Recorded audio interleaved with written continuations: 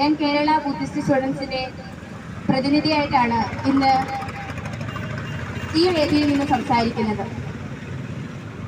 എനിക്കിങ്ങനെ ഒരു അവസരം തന്നതിൽ തന്നെ വളരെയേറെ സന്തോഷമാണ്, അതേപോലെ അഭിമാനം. കാരണം ഈ പ്രശ്നം എന്നത് ഞങ്ങൾ സ്റ്റുഡൻസിന്റെയും അതേപോലെ ഞങ്ങളുടെ തലമുറകളുടെയും കൂടെയാണ്. ഇന്ത്യ എന്ന ഈ മഹാരാജ്യത്തിൽ, ബുദ്ധന്റെ ഈ ജന്മനാട്ടിൽ ഞങ്ങൾക്ക് വളരെ അഭിമാനത്തോടെ നിലനിൽക്കണമെങ്കിൽ ഞങ്ങളുടെ ആരാധനാലയങ്ങൾ ഞങ്ങളുടെ സ്വന്തമായിരിക്കണം. ഇപ്പോൾ ഈ ഇന്ത്യയിൽ നിൽക്കുന്ന ഒരു ചിന്താഗതി തന്നെ നമുക്ക് നോക്കിയാൽ അറിയാം. നിലനിന്ന ചരിത്രത്തെ നശിപ്പിച്ചുകൊണ്ട് പുതിയ ചരിത്രങ്ങളെ സൃഷ്ടിക്കുകയാണ്. അതിന് എത്ര കാലത്തോളം അവർ ശ്രമിച്ചാലും അതിനെ ഞങ്ങൾ നശിപ്പിക്കുക തന്നെ ചെയ്യും.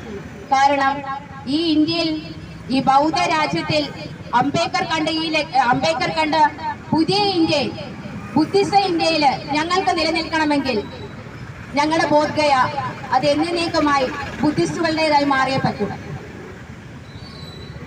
നമ്മൾക്കെല്ലാവർക്കും അറിയാം, അതേപോലെ എനിക്ക് മുമ്പ് ഈ വേദിയിൽ വന്ന് സംസാരിച്ചു പോയ ഓരോ വ്യക്തികളും ബോധഗയയുടെ പ്രശ്നം എന്താണെന്ന് വ്യക്തമായി തന്നെ മനസ്സിലാക്കി തന്നിട്ടുണ്ട്. മാനവർക്ക് എല്ലാവർക്കും അവകാശപ്പെട്ടതാണ് ബോധഗയ. പക്ഷേ ഒന്ന് ചിന്തിക്കണം, അത് ബുദ്ധിസ്റ്റ് വിശ്വാസങ്ങളുടെ രീതിയിൽ, ബുദ്ധിസ്റ്റ് ആചാരങ്ങളുടെ രീതിയിൽ മാത്രം നടക്കുന്ന ഒരു ആരാധനാലയമാണ്. നമുക്കെല്ലാവർക്കും അറിയാം, ബോധഗയ എന്നത് ഭഗവാൻ ബുദ്ധന് ബോധോദയം ലഭിച്ച സ്ഥലമാണെന്ന്. അദ്ദേഹം ഏത് മാർഗത്തിലാണ് ജീവിച്ചതെന്നും ധമ്മത്തിന്റെയും സംഘത്തിന്റെയും അഷ്ടാംഗ മാർഗത്തിന്റെയും പഞ്ചശീലത്തിന്റെ മാർഗത്തിലൂടെയാണ് അംബേദ്കറും ഭഗവാൻ ബുദ്ധനും ഈ ഇന്ത്യയെ സൃഷ്ടിച്ചത്.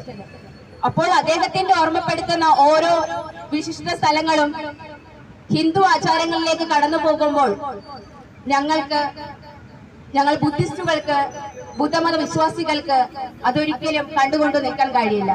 കാരണം ഞങ്ങളെ സംരക്ഷിക്കുകയും ഞങ്ങളുടെ വാക്കുകൾക്കും ഞങ്ങൾ ഈ ലോകത്തിന് നിലനിൽക്കണമെങ്കിൽ ഞങ്ങൾക്ക് പറയാൻ ഈ ചരിത്രങ്ങൾ മാത്രമേ ഉള്ളൂ, ഈ ചരിത്ര സംസ്കാരങ്ങൾ മാത്രമേ ഉള്ളൂ.